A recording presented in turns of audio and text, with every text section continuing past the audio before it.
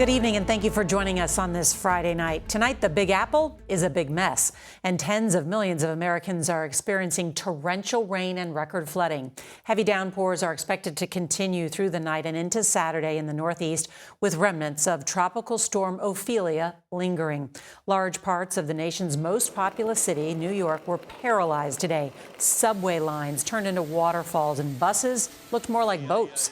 Residents are urged to stay indoors as dangerous flooding covers entire neighborhoods. Record rainfall is falling across the city, with Manhattan's Central Park getting more than 4 inches in just 3 hours. We've got team coverage tonight, starting with CBS's Errol Barnett from a waterlogged Brooklyn. Good evening, Errol. Hey there, Norah. Good evening. Look, the issue in this part of the country is that the ground is just fully saturated, with rain falling 17 out of the last 18 weekends and much of this last week. In fact, the historic rainfall in this part of the country is on par right now with a once-in-100-year event. Brooklyn was in the bullseye today, with a torrential storm overwhelming city streets. More than half a foot of rain fell, bringing with it life-threatening flooding. If you are home, stay home. If you are at work or school, shelter in place.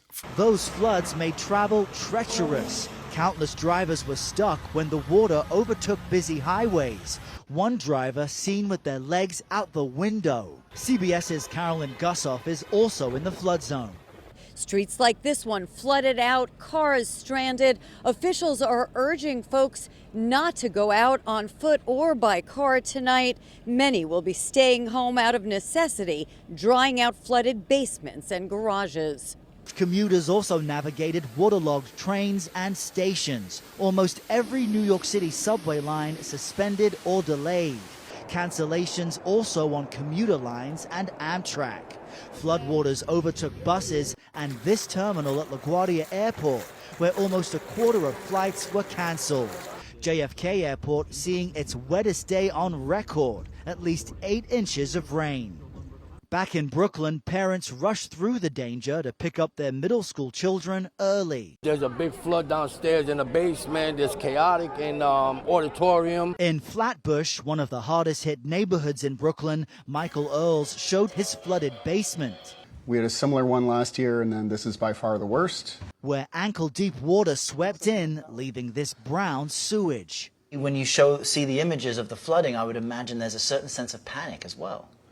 Yeah, for sure. When you see brown water coming into your basement and you don't know when it's going to stop, it really makes you panic. Meanwhile, New Jersey also remains under a state of emergency tonight as streets sit underwater, while parts of Connecticut are approaching 5 inches of rainfall.